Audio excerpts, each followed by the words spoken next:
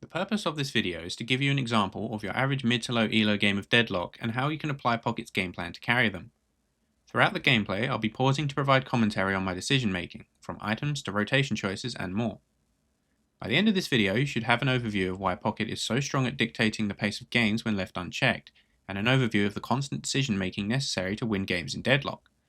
The point of this is not to make the objectively correct play 100% of the time, as with the insane amount of variables to consider, the so-called right play might not even be immediately obvious. The best of the best make poor choices every second. What you want to get right is just having a plan, and having a reason for doing it. Avoid autopiloting and give purpose to your actions so you can understand what you gain and lose when you look back on how you executed them. I encourage everyone to download replays of your games and just give them a watch. Often when watching a game you thought you did really well in, you'll ask yourself, why did I do that? And you can learn a lot by analysing your own gameplay. And with that being said, here's some of mine. When solo queuing, it's rare that you'll end up in a two-man lane, as the priority for them goes to people who queue up as a duo. However, in this game I ended up in a duo lane with Viscous versus a Lash and a Paradox. Judging by this matchup, I expect us to have the push and pressure earlier in the game, as we have an easier time poking than they do. Immediately, I skill check them with a barrage off of the zipline. This lets me get a bird's eye view of their rollout and pressure them right out of the gate. I end up hitting all four, dealing a big chunk of damage. This is me assessing them. Do they dash out of my barrage consistently? How do they handle unorthodoxly timed pressure? Will they retaliate? Once you get into the lane, the first question that you need to ask yourself is, what are my goals in this laning phase? Already knowing the character matchup gives me an advantage, I apply pressure early to see how they respond. Their reaction to this helps inform me what type of player they are. A concept I am demonstrating here is called assessing players. You can do this by testing enemies on their playstyle by throwing curveball plays at them. You can start to learn their nature and how far you can push them. This is just a fancy way of saying make sure that you keep your eyes on enemy behavior so you can figure out who is a threat and who isn't. Doing this early game comes down to forcing them to show their hand, whereas later in the game their score and soul count can give a more accurate measurement of their value. Capitalizing on the health advantage I just gained, I immediately start shoving the lane, and Viscous seems to agree with my plan and does so too. Their positioning is a bit wonky, so I end up getting a lot of free shots off. I notice the Paradox doesn't seem to be hitting many of their shots, so I feel more comfortable pressuring them in the open, knowing I'm likely to win the trade off of aim alone. This is another example of player assessment. At this point, they're both very low, so we pressure as hard as we can. I'm taking pot shots every time they show on screen. Barrage notably hits behind walls and around corners, so I shoot them to force them into cover, then use Barrage to deal more damage when they think they're safe. They're feeling the pressure and focusing on securing their farm, meaning I feel safe standing mostly still and shooting them because they're too focused on confirming to fight back. What you're witnessing is a poke lane, keeping them pressured enough that they can't find windows to fight back. In this game, it's clear we're the beatdown, which means we should abuse that to keep the enemy behind and secure a lead.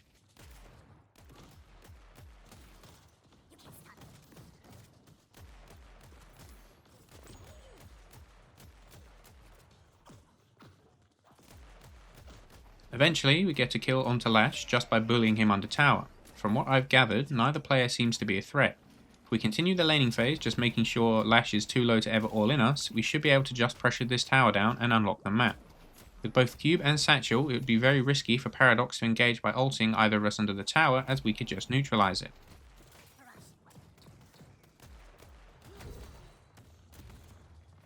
I take this opportunity to buy as the wave resets, pulling them out from under their tower. I purchase Mystic Burst to increase my damage with Cape Poke and Satchel damage, and Hollow Point Ward to null their Spirit damage. Since they don't shoot us much, I'm likely to have high uptime on the Hollow Point Ward passive granting extra weapon damage, which means more poke with the gun I'm firing continuously. Here I feel safe using my cape as poke because they're not showing me that they intend to try and all-in us at all.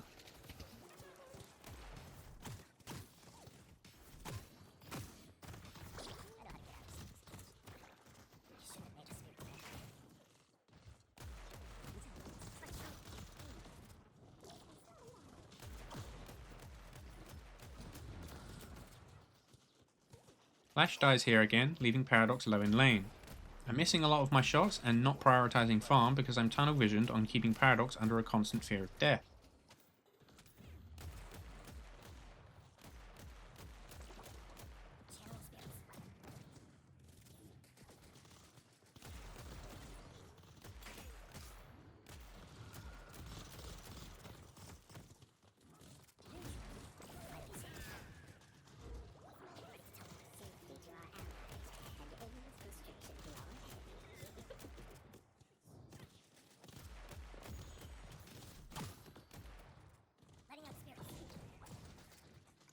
Here, she lands a good kinetic carbine and I instinctively satchel. Judging by the sound behind me, Viscous cubes too.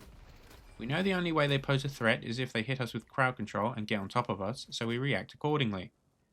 It's important to respect your opponents and what they can do, even if you're not confident they can do it.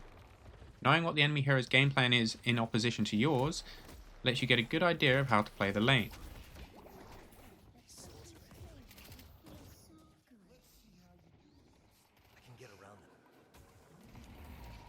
Here, I notice the wave resetting and Viscous left to buy, so I do too.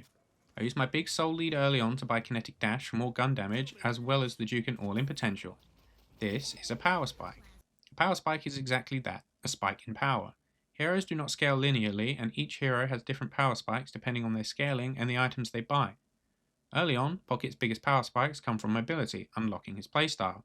Kinetic Dash helps me immediately in the following clip, and you'll see once I get Majestic Leap later, I become a menace who rotates everywhere.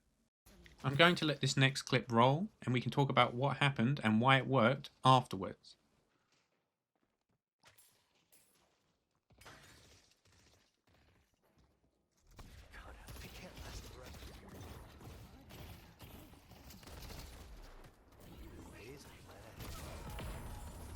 So here I just got a kill onto Paradox, and this worked for a few reasons. First of all, immediately after buying, I don't show on the lane, so the enemy still has no idea where I am. I take an alternative path around the lane to get behind them without them noticing. I have my ult, and she did not, meaning it was a strong time to force an engagement. My purchases from before also helped facilitate this kill. As you'll notice, I used my kinetic dash to get on top of her and close the gap, immediately throwing my cape and popping satchel on her head for big burst damage with very little counterplay. The only reason I survived was that I was quite lucky, and Viscous managed to clean up afterwards as well. Now I'm aware Paradox should be coming back to lane, but I agreed for the tower anyway.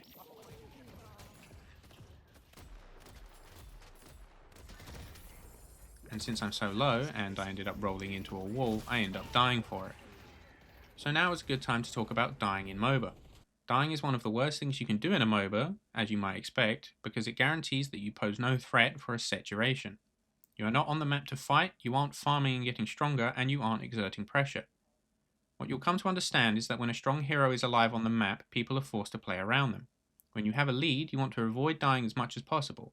When you are behind, you want to avoid dying so you can farm back to relevance and defend your structures. We can use Bebop as an example. When Bebop has his hook off of cooldown, sometimes not using it provides more value than using it because the threat of being grabbed forces the enemy to play and position more defensively. If you are alive on the map, whether you're thirsting for kills or not, if you show a pattern of rotating to fights, the enemy will subconsciously second guess engagements knowing it's likely you'll show up. This fear fizzles, obviously, if you are dead. There is a very fine line to walk between pushing your advantage and not overextending, and it's learning how to walk this line which lets you choke enemies out and win more games. Generally, taking the safer option is how you grow an insurmountable lead. In MOBA you don't need to kill the enemy laner over and over to win, although it helps. If you have the choice between rotating 2 lanes away to grab 1 kill and farming a camp that provides the same souls right next to you, you benefit more and save time just farming the camp with no risk that you'll die in the process. So anyway, I use my souls and death timer to slot fill with other 500 soul items for stats, notably sprint boots. As the laning phase is now over, I can roam. Checking the minimap, I see 7 is being pressured under tower and use the zipline speed boost to gank.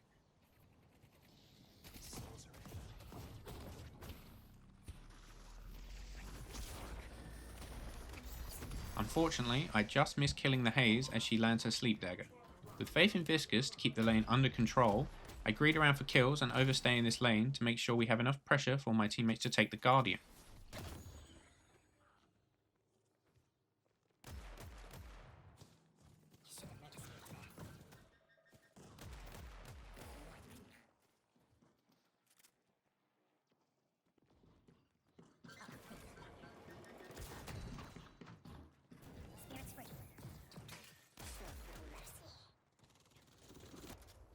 At this point, I'm just roaming looking to cover engagements and find farm wherever I can. You will see me do this a lot in the game, and here's why. In solo queue, lower elo games especially, people are allergic to farming. Keeping your eye on the map and grabbing waves as they naturally push back toward your side of the map is a great way to stay relevant in souls, while also keeping pressure on the enemy. If you push a big wave and the enemy doesn't answer it, they risk losing those souls to their guardians killing them, or just losing their objectives altogether. MOBA is push and pull. You can't reach the patron without pushing minions towards it. In lower skill games, you may have to juggle many lanes just to keep the lane states neutral. Luckily, this results in you absorbing a lot of farm, so when you do show up to fights, you're strong enough to have a big impact. Deadlock is first and foremost about securing objectives, with every other mechanic facilitating this goal. Keep this in mind mid-game when you're making decisions on where you should be, because the most common answer is farming.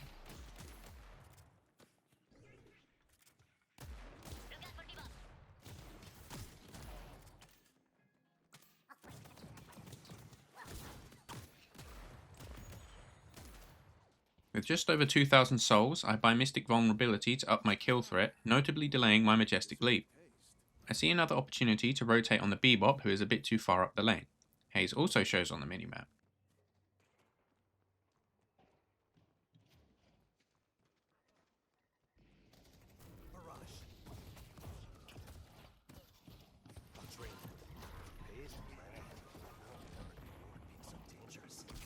Nothing comes of my gank, so I grab some farm and begin to rotate out before I notice that they're brawling again. So I turn to assist.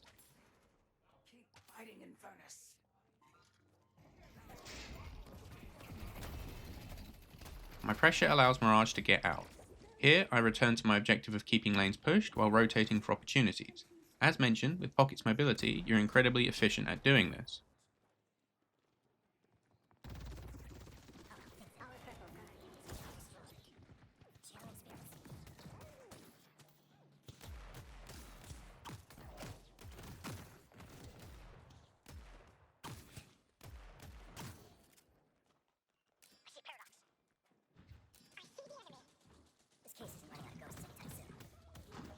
I'm caught out by the Bebop's rotation and use my abilities to survive their burst and escape back under Guardian.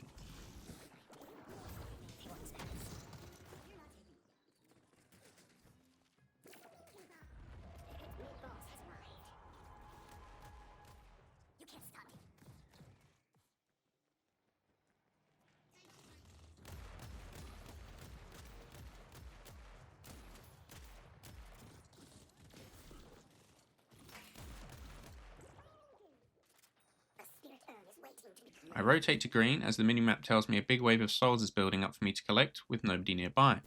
I want to avoid letting waves be pushed to our guardians to delay them taking them. And this is a good time to talk about flex slots. Flex slots are a somewhat unique mechanic in Deadlock, which are extra item slots in your build you unlock by taking objectives. When the enemy is behind and you deny them push to take objectives, you get a considerable stat increase on them because you will have more items than they can actually buy. Flex slots are unlocked at 4 stages, one for each slot. First, when you destroy 2 enemy walkers. Second, when you destroy all enemy guardians.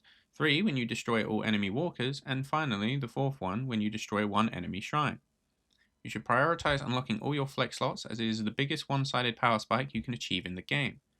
Keeping your lanes pushed so the enemy can't unlock theirs is a great way to suffocate them out of getting strong enough to fight back. Since Viscus was laning alone while I was off roaming, he retreated and now Paradox and Lash are deep in our side of the lane, so I rotate.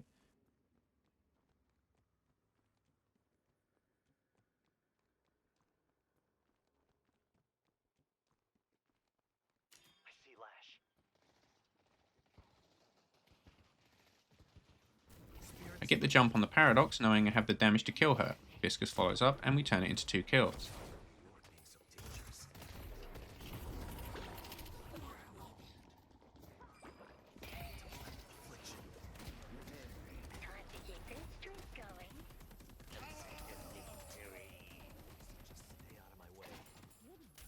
There's 2 concepts I want to segue into from this clip.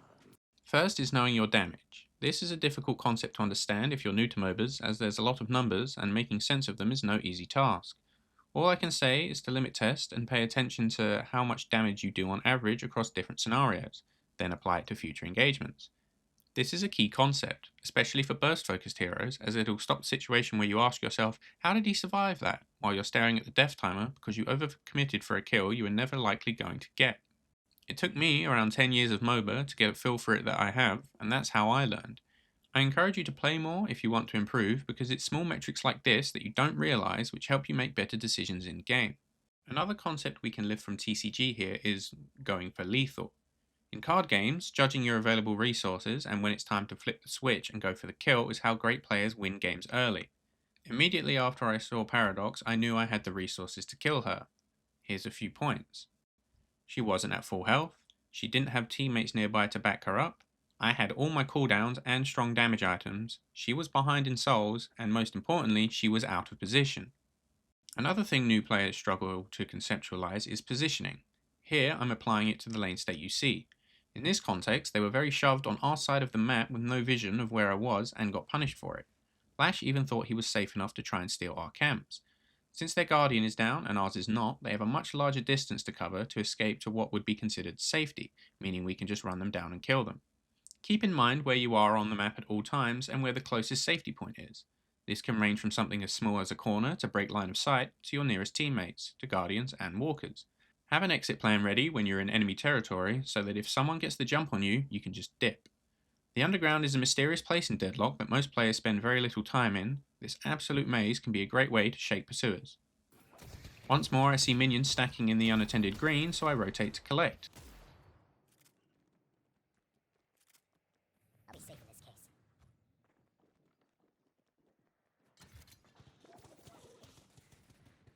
Wraith shows up and spooks me. I'm not interested in a fight where she has the drop on me, and I have no ult, so I retreat using cape. She ends up getting the Guardian in the process. Now that the lane is dealt with, it's time to make a decision on what I should do next. I check my souls and realise I can afford Majestic Leap, so I return to base to buy it and heal. Going to base can be beneficial as the ziplines let you get directly to wherever needs help quickly in the mid-game. Need help on blue. Swing by anytime. I judge this to be purple because Bebop is once again way too far up alone. Exquisite work. Opening case.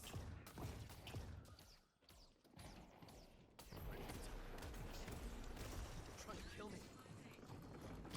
Here, I try to disengage when I have no cooldowns and the enemy starts to focus me before turning to help clean up.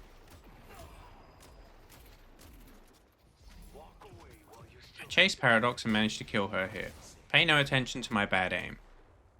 I can get around it.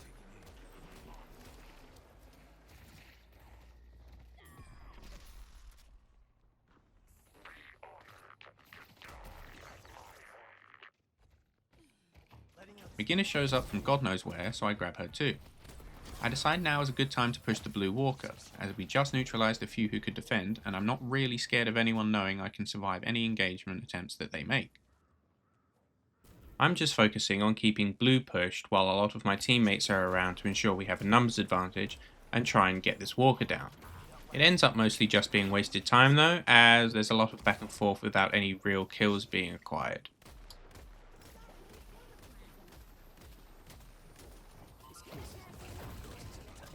Bebop greeds, so I go on the offense, and once Wraith shows up and burns ult, I retreat, intending to cover for Viscous if she tries to capitalize, but she doesn't round the corner. They will fall. One by one. Our yellow guardian is defeated. At this point, things start breaking out into an all-out brawl, so we take the opportunity to disengage and buy.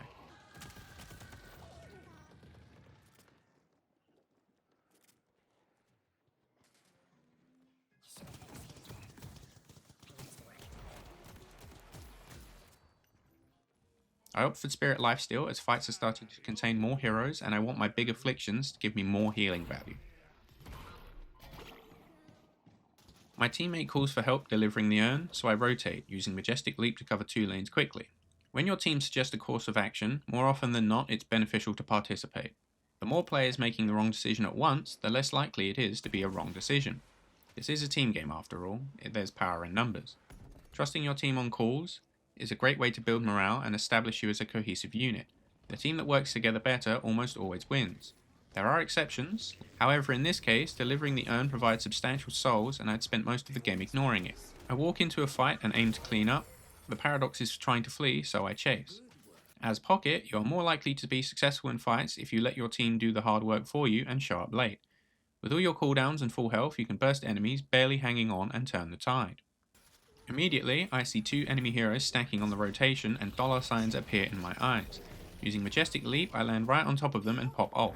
With no cooldowns, I immediately jump out of there and manage to fizzle Bebop's bomb and Wraith's ult with just one satchel as it comes off cooldown. Good value. I opt out to catch the wave and rotate my cooldowns, then Majestic leap back in.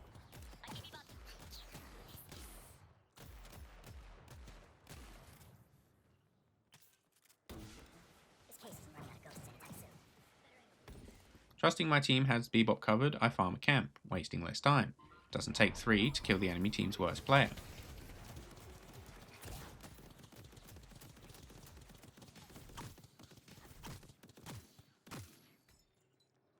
Here I make a mistake. I rotate to the uncovered yellow to catch farm and push the wave. Considering how strong I am and how hard I am to kill, I should be forcing down walkers. I'm actually playing a little too close to our side of the map. My inefficient rotation here costs us the blue guardian, netting the enemy team a flex slot. Blue needs help. That's a flex slot for them. Our blue guardian has been destroyed. Rather late, I buy my cooldown stats. So far, I haven't really needed it as my 1 rotation damage has been enough to make overwhelming progress on enemy health in fights. I head to blue for the brawl and engage onto Wraith. You can't stop me. When she immediately flees, I switch targets to the 2 enemies I see by mid-boss. I Majestic leap in with Affliction and end up hitting 3.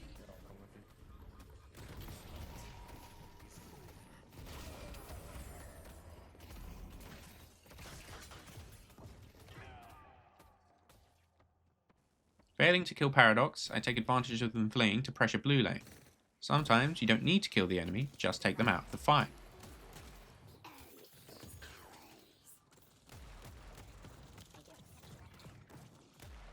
Haze shows and goes invisible, so I fear she'll try and engage me, so I cloak out.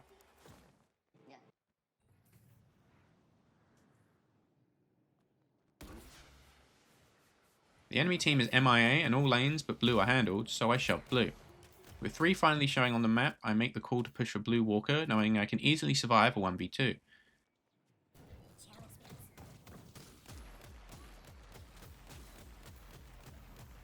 They got pressure on purple blue left. With walker down, I check minimap and notice 7 seems to be in a 2v1. I rotate, but I'm too late, so I zip off the farm for a bit and then buy. Trying to clean that up when I have no information on enemy health would be risky. Additionally, the enemy can't really capitalize on his death as they have no pushing lanes to pressure objectives with, so I disengage. On a quick side note, it seems like a lot of players don't know about the Sinner's Sacrifice machines, which is fair as most of them are fairly off the beaten path around the map. They provide substantial souls, so make sure to factor them into your jungle farming routes.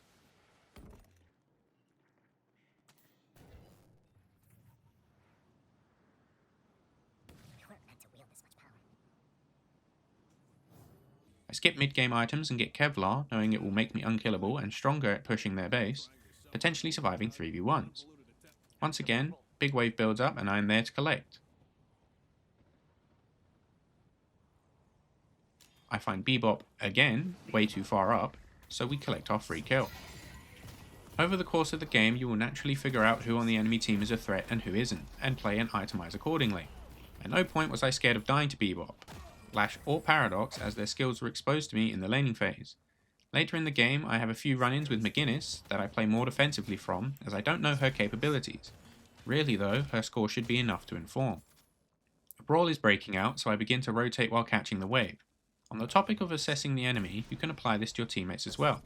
My team, Viscous especially, has proven throughout the game that I can trust them to take random fights and come out on top, as well as defend objectives alone, so I don't rush in and make sure the blue wave is prepped before making my entrance, knowing that I have the time.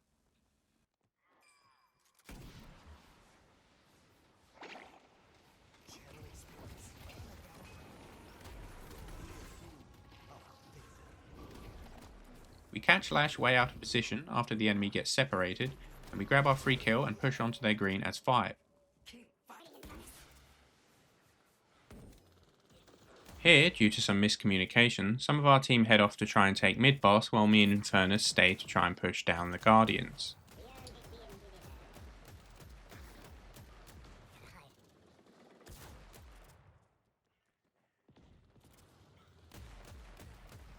With the rest of our team disappearing, me and Infernus make the call not to push for Shrine as they are all respawning and instead just get out. Risk assessment is key, keep an eye on those death timers. I join Viscous on yellow to pressure the last walker. I do this because Viscous pinged for it. Keep in mind to use the ping system, as while sure, sometimes your team might completely ignore you, they also can't read your mind. Give your allies an insight into what you think they should be doing, and if you're strong in dictating the flow of the game, they're more likely to trust your judgment, assessing you as a good player.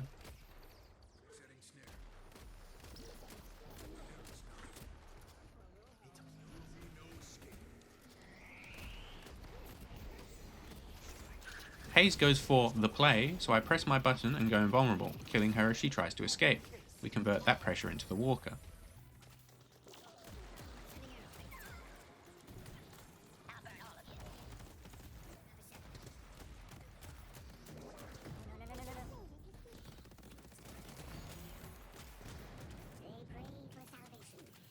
I know I have zipline boost and I have 6k souls to spend, so I go back and buy quickly, grabbing the mid-game core items I skipped for Kevlar, rounding out my stats. A little bit of the divine, right? Here's your chance to shape your destiny.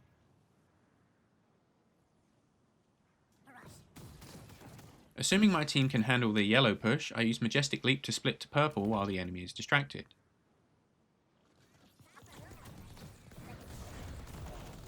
Unfortunately, I find McGinnis, who I was not ready to fight, so I disengage. Here, I'm just doing some rudimentary farming on the enemy side of the map to ensure that they have less camps to take, therefore they can't catch up in souls as fast. Then, once again here, I'm just going back to my usual game plan of keeping lanes shoved and darting around in between lanes to keep an eye out for engagements.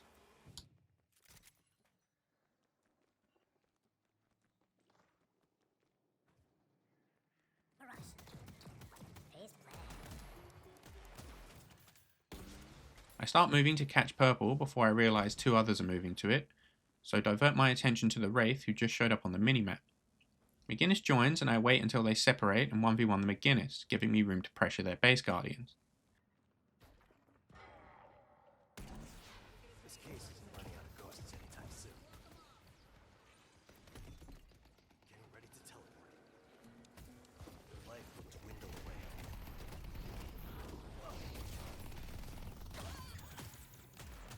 Rocket is giving us an opportunity for great. Teleport. Viscous joins me.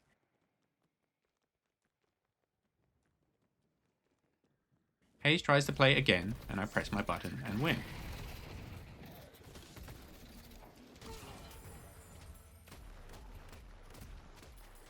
A spirit urn is waiting to claim. Headed to Broadway. Channeling spirits. Trying to kill me. Wraith does the same, so I explode her too. You may notice how much damage my abilities are doing, which is reflected by how many souls I am up against these individual heroes. Something to take away from this series of plays, the Hayes kept throwing herself at situations she realistically had no hope of surviving. Step 1 of getting good at MOBAs is knowing when to do things. This is a good point to circle around on and emphasise again. Think before you do, and do things with purpose. At this point, the team is so strong there's very little chance of the enemy winning a straight 6v6, so we just go for the push to end with almost all lanes collapsing in. This is key. The torrent of minions makes your push stronger. This is why you keep lanes pushed. It's much harder to siege enemy base with one lane of minions compared to multiple.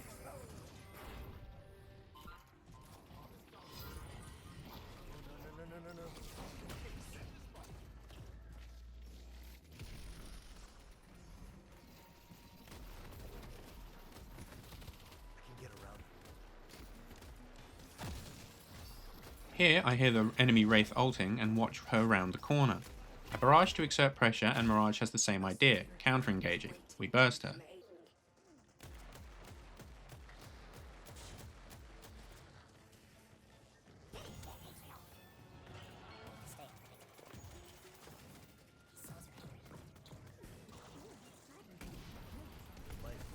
Hayes goes for the play again, so I press my buttons. This time I line up the cape to get me to safety once it passes through her and deals enough burst damage. She dies too.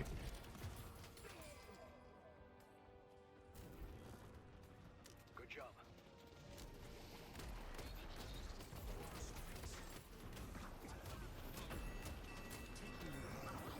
Lash makes a sick play, but unfortunately it's a bit too late. And I end up punching the patron to death. I didn't do anything flashy in this game. I didn't make any game-winning 1v11 plays. I simply stayed alive and exerted pressure across the map, extending my lead and that of my team until the enemy were completely outstatted. My role in this game was to gank, push waves and clean up fights, as Pocket is adept at doing. My teammates assisted by prioritizing the urn, pushing objectives and stealing the enemy jungle. I made a bunch of mistakes, I can't aim for shit and my farm was subpar, but I still won. What will win you more games is not abusing the hottest new broken build, it's not spending 1,000 hours on an aim trainer, it's taking the time to learn the fundamentals of MOBA. Let's recap some of the key points from this video. First of all, figure out your plan in lane, make a plan and execute. Assess the players in your game, find out who is a threat. Die less, if you're alive you're making an impact. Catching waves, keep those lanes pushed and collect those souls. Flex slots snowballing, get an item advantage over the enemy. Know your damage, learn to identify when someone is in kill range. Positioning, make sure you're safe on the map or you're ready to get to safety at any moment. Listen to your team, sometimes they do know what they're doing. Clean up duty in fights, fly in with Pocket and explode. Communicate with pings, communication helps more than you might think. And finally, think before you act and act with purpose. Thanks for watching. I want to thank you guys for the positive reception these videos have been getting. I felt a lot of videos people are making about Deadlock right now are rudimentary click farm cash grabs which give very little actually helpful information. There's a ton of resources out there spanning 2 decades of MOBA game growth which can help teach core theories, albeit in the context of different games. I encourage you to continue to work on fundamentals of MOBA if you want to leap ahead of the pack in Deadlock and make yourself a truly good player. If you have any ideas or requests for videos, feel free to leave them in the comments. See you in the next one.